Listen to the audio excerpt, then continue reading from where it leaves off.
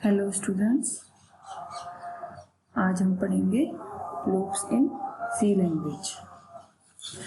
Last lecture में हमने control instructions के बारे में पढ़ा था और उसमें हमने देखा था कंट्रोल इंस्ट्रक्शंस 4 टाइप की होती है। उसमें हमने फर्स्ट जो इंस्ट्रक्शन थी डिसीजन कंट्रोल इंस्ट्रक्शंस वो हमने पढ़ी थी। उसी सीरीज में आज हम पढ़ रहे हैं इटरेटिव कंट्रोल इंस्ट्रक्शंस।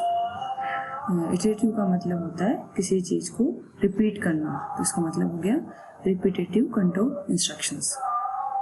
तो जब हम चाहते हैं कि हमारे प्रोग्राम में कुछ सेट ऑफ लाइंस या सेट ऑफ स्टेटमेंट्स रिपीट हो, तो उसके लिए हम लूप्स यूज में लेते हैं और इनको इम्प्लीमेंट करने के सी लैंग्वेज में 3 तरीके हैं। एक है व्हाइल लूप, एक डू व्हाइल लूप और एक है फॉर लूप। इनको एक हम बहुत सिंपल से प्रोग्राम से समझते हैं। तो ये मैंने कुछ बेसिक लाइंस लिखी हैं जो हम सारे सब प्रोग्राम में देखते हुए हैं। ये हमारे जो हेडर फाइल्स हैं, ये हमारा मेन फंक्शन है। फिर हमने इसकी बॉडी स्टार्ट की है मेन फंक्शन की। CLR SCR हमने सिंपली लिखा है क्लियर स्क्रीन के लिए। अब मैं चाहती हूँ कि मैं मेरा नाम स्क्रीन पर डिस्प्ले करवाना चाहती हूँ, तो इसका क्या तरीका है। मैं क्या करती हूँ, प्रिंट एफ एक प्री डिफाइंड फंक्शन है। जो भी इसके पैरेंथेसिस में देते हो एज इट इज वो स्क्रीन पे प्रिंट करता है। तो मैंने लिखा रजनी। तो अगर मैं इस प्रोग्राम को रन करूंगी तो ये क्या करेगा, स्क्रीन पे ये नाम प्रिंट कर देगा। देखो कोई एरर नहीं है। रन किया तो स्क्रीन पे रजनी दिखाई दे रहा है। अब ये बिल्कुल सिंपल था, लेकिन अब मैं चाहती हूँ कि यही नाम मैं स्क्रीन पे एक बार की जगह 5 बार रिपीट हो, 5 टाइम आपका रजनी स्क्रीन पे प्रिंट हो। तो आप उसके लिए क्या कर सकते हैं, इसके लिए हम या तो मैं प्रिंट एफ के अंदर ही रजनी 5 बार लिख दूँ तो वो 5 बार स्क्रीन पे प्रिंट कर देगा, या फिर मैं क्या करूँ 5 बार प्रिंट एफ के अंदर print F Rajni, print F Rajni, print F Rajni ऐसे लिखूँ। तो ये एक सही अप्रोच नहीं है। तो ऐसी प्रॉब्लम्स को सोल्व करने के लिए हम क्या पढ़ते हैं, लूप्स। तो इसी प्रोग्राम को हम लूप से पढ़ते हैं। तो हमने देखा था 3 तरीके हैं सी लैंग्वेज में। तो सबसे पहला तरीका है व्हाइल लूप के लिए। पहला इसी काम को हम 3 तरीके से कर सकते हैं, व्हाइल लूप के थ्रू, डू व्हाइल लूप के थ्रू और फॉर लूप के थ्रू। तो इसको हम 1 बाय 1 देखेंगे। तो सबसे पहले हम देखते हैं व्हाइल लूप कैसे काम करते हैं और क्या उसका सिंटैक्स होता है।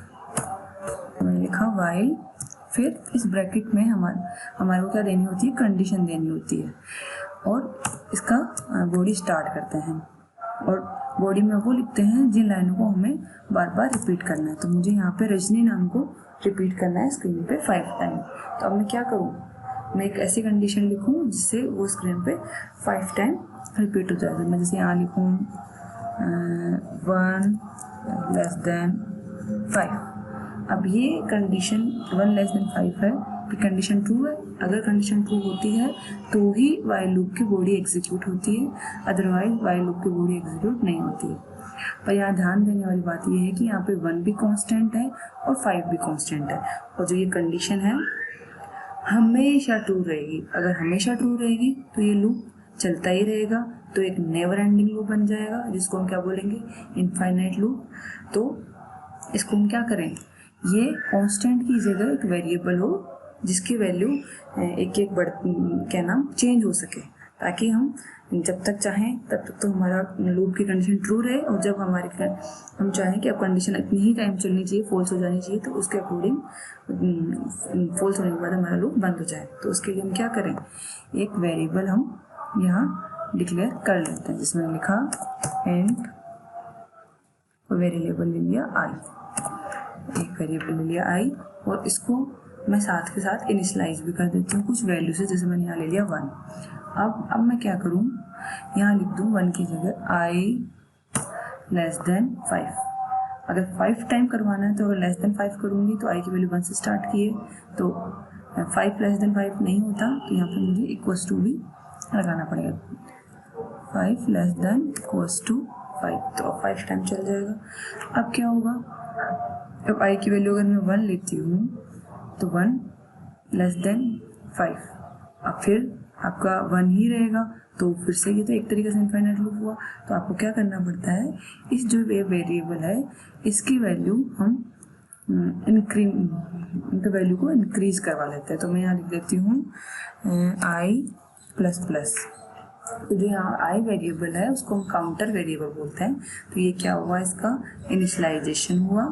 इसको फिर आपने क्या किया, यहाँ पे ये बोलते हैं इसको हम कंडीशन चेक, और यहाँ पे आई की वैल्यू बढ़ाई, इसको हम इंक्रीमेंट बोलते हैं। यहाँ पे हम इंक्रीमेंट डिक्रीमेंट जो भी हमारी कंडीशन है उसके अकॉर्डिंग हम करते हैं, या फिर इसको हम कह सकते हैं फ्लो।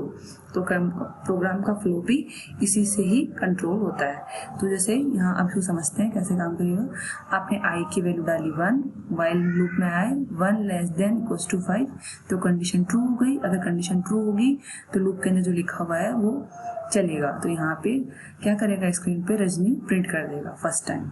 फिर कहाँ पे गया, आई प्लस प्लस पे। आई प्लस प्लस किया तो मैंने आपको जब हमने इंक्रीमेंट डिक्रीमेंट ऑपरेटर पढ़े थे तो आई प्लस प्लस का मतलब होता है आई की वैल्यू में 1 से इंक्रीमेंट कर दो, मतलब I equals to I plus 1। तो आई की वैल्यू कितनी है 1, तो 1 से इंक्रीज करेंगे तो अब आई की वैल्यू कितनी होगी 2। फिर हम इससे बाहर आएंगे। जैसे ही बाहर आएंगे तो जब हमारा लूप होता है तो हम गेट स्टेटमेंट पे नहीं जाते हैं, हम क्या करते हैं, हमारा कंट्रोल वापस ट्रांसफर हो जाता है वाइल लूप के पास में, ये वाइल वाले स्टेटमेंट के पास में। जैसे जाएगा तो यहाँ पे अब वाइल के पास गया तो वाइल के पास जाके कंडीशन चेक होगी। तो आई की वैल्यू कितनी हो गई अब 2। अब 2 लेस देन 5 है तो फिर से लूप के अंदर जाएगा, रजनी प्रिंट करेगा, फिर से स्टेटमेंट आएगा आई प्लस प्लस। अब आई की वैल्यू 2 थी तो अब आई प्लस प्लस करेगा तो 3 हो जाएगी। फिर से इससे बाहर आएगा, बाहर आते ही वापस वाइल लूप के पास जाता है, कंडीशन चेक करेगा तो 3 हुई थी आई की वैल्यू, तो 3 लेस देन 5 है। फिर से कंडीशन ट्रू हो गई, फिर से हम लूप के अंदर जाएंगे, फिर से रजनी प्रिंट करेगा, फिर से आई की वैल्यू इंक्रीज करेगा। अब हो जाएगी आई की वैल्यू 4। फिर से इससे बाहर आएगा, जैसे तो वापस जाएगा वाइल लूप के पास, वाइल स्टेटमेंट के पास। एक तरीके से वाइल आपका क्या है, कीवर्ड है। अब 4 लेस देन 5 होता है, फिर से लूप चलेगा, फिर से आई की वैल्यू इंक्रीज होगी। अब हो गई आपकी आई की वैल्यू 5। अब चेक करेंगे 5 लेस देन इक्वल टू 5, फिर से कंडीशन ट्रू है, फिर से रजनी प्रिंट करेगा, आई की वैल्यू इंक्रीज हो जाएगी 6। जैसे लूप के बाहर आएगा वापस इसके पास जाएगा वाइल के पास। अब चेक करेगा कि 6 लेस देन इक्वल टू 5 होता है क्या, तो 6 5 से छोटा नहीं होता, तो कंडीशन फॉल्स हो जाएगी। तो फॉल्स हो जाएगी तो ये लूप के अंदर नहीं जाएगा, इसके बाद वाला स्टेटमेंट एग्जीक्यूट करेगा जो कि है हमारा गेट ch। तो अब ये क्या करेगा, इस तरीके से आपकी ये वाइल लूप की वर्किंग थी। इसको हम रन करके देखते हैं क्या आपका आउटपुट आता है।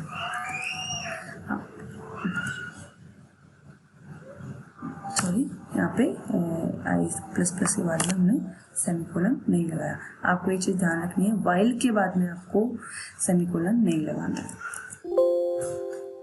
अब देखो इसने रजनी रजनी रजनी रजनी 5 बार प्रिंट किया है, पर यहाँ पे बीच में स्पेस नहीं है। तो आप चाहते हो ये नेक्स्ट लाइन में प्रिंट हो, तो मैं यहाँ कर देती हूँ स्लैश।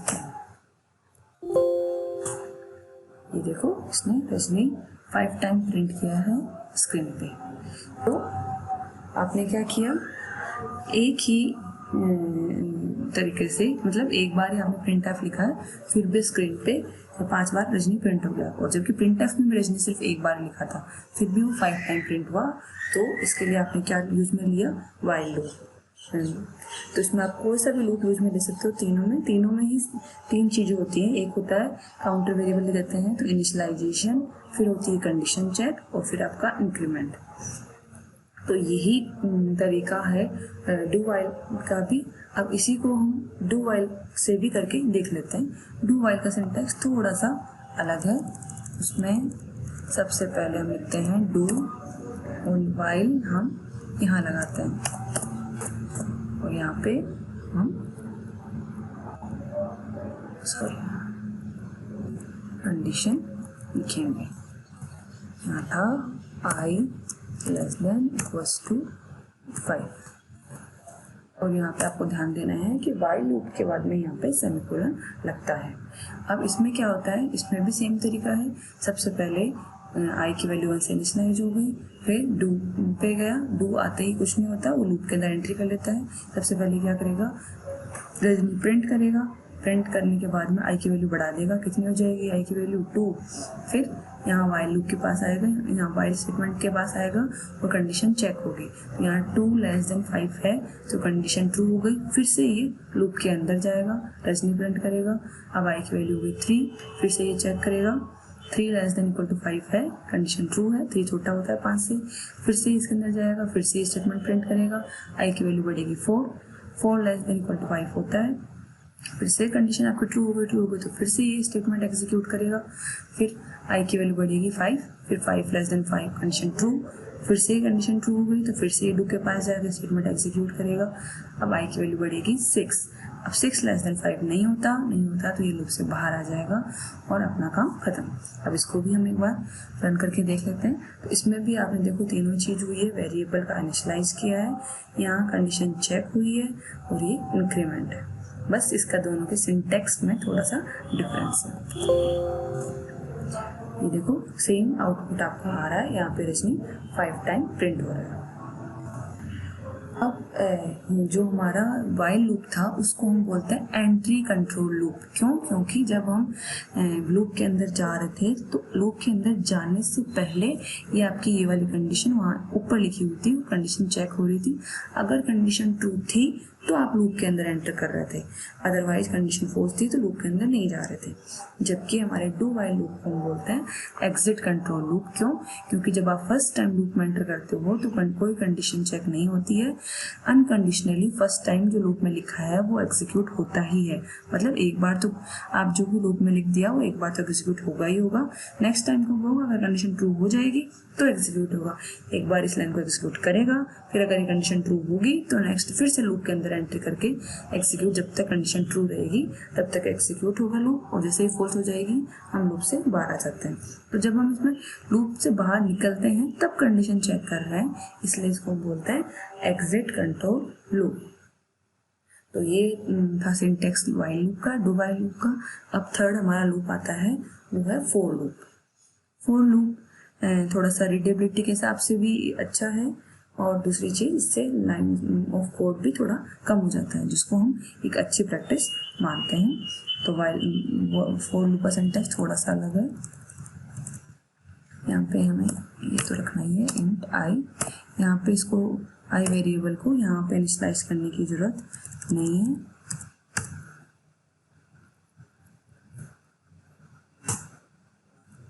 लिखा फॉर लूप के अंदर 2 सेमीकोलन लगते हैं और ये 2 सेमीकोलन लगाना कंपल्सरी है। तो अगर मैं यहाँ कुछ भी नहीं लिखती हूँ तो भी ये लूप आपका सही है, पर ये इनफाइनाइट लूप हो जाएगा क्योंकि इसमें ये कंडीशन को ट्रू मान लेगा। तो 2 ही सेमीकोलन होंगे, 3 भी नहीं हो सकता और 1 भी नहीं हो सकता, दोनों ही एरर होती है। जो फर्स्ट सेमीकोलन है इसके पहले आप वेरिएबल इनिशियलाइज करते हो। तो यहाँ पे आई आपने वेरिएबल डिक्लेयर कर रखा है, उसको मैं इनिशियलाइज कर देती हूँ 1 से। जो यहाँ पे आप वेरिएबल इनिशियलाइज करते हो वो जरूरी नहीं है 1 से करो, ये आपके प्रोग्राम पे डिपेंड करता है कि इसको आप कहाँ से इनिशियलाइज करना चाहते हो। फिर 2 सेमीकोलन के बीच में आप कंडीशन चेक करते हो। तो यहाँ पे आप कंडीशन क्या थी? आई लेस देन इक्वल टू 5।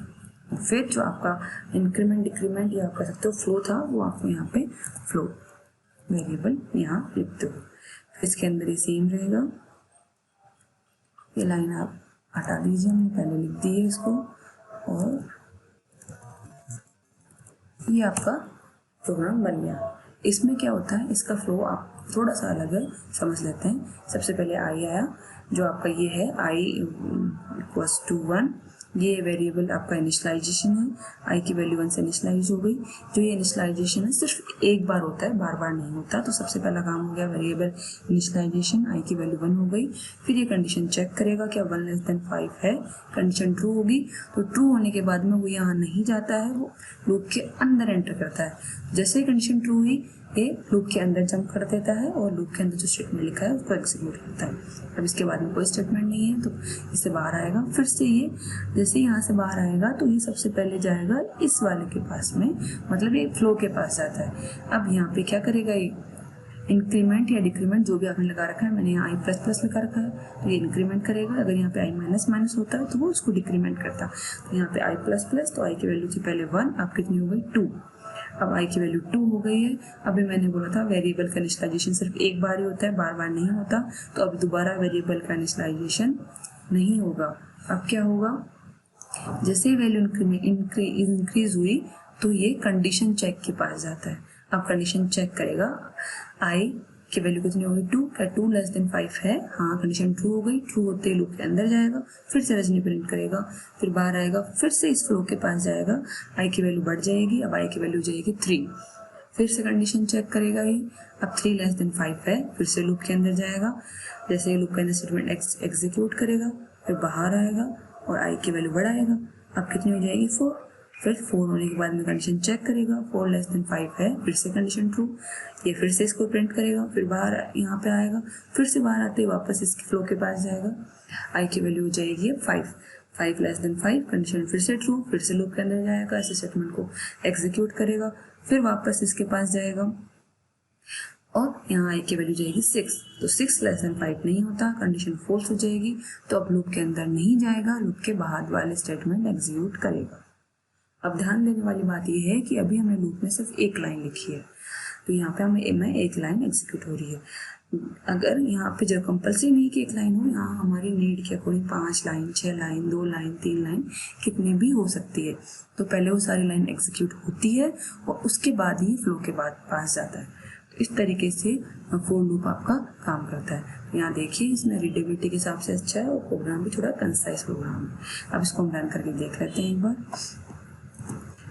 आप इसमें भी सेम आउटपुट आ रहा है, आपका प्रोग्राम का आउटपुट 5 टाइम हुई है, इसने रजनी प्रिंट किया है। तो इसका सिंटैक्स थोड़ा सा अलग था वाइल और डू वाइल लूप से। अब जो हमारा फॉर लूप है, फॉर लूप को भी हम एंट्री कंट्रोल लूप बोलते हैं। क्यों? क्योंकि इसमें भी जब हम लूप में एंटर करते हैं उससे पहले ही कंडीशन चेक होती है और अगर कंडीशन ट्रू होगी तो ही ये लूप के अंदर जाएगा, अदरवाइज लूप के अंदर नहीं जाता। जबकि एग्जिट कंट्रोल लूप क्या था, डू वाइल लूप, वो उसमें आपका एक बार तो लूप में एंट्री कर ही लेता है, फिर उसके बाद में कंडीशन चेक होती है, अगर फिर से कंडीशन ट्रू होती है तो एग्जीक्यूट दोबारा होता है, अदरवाइज एग्जीक्यूट नहीं होता। तो वाइल लूप और for loop entry control loop कहलाते हैं और जो आपका डू वाइल लूप है वो आपका एग्जिट कंट्रोल लूप कहलाता है। तो ये था बेसिक सारा लूपिंग के बारे में, या आप कह सकते हो इटरेटिव कंट्रोल इंस्ट्रक्शन के बारे में। तो आज के लेक्चर के लिए इतना ही। Thank you.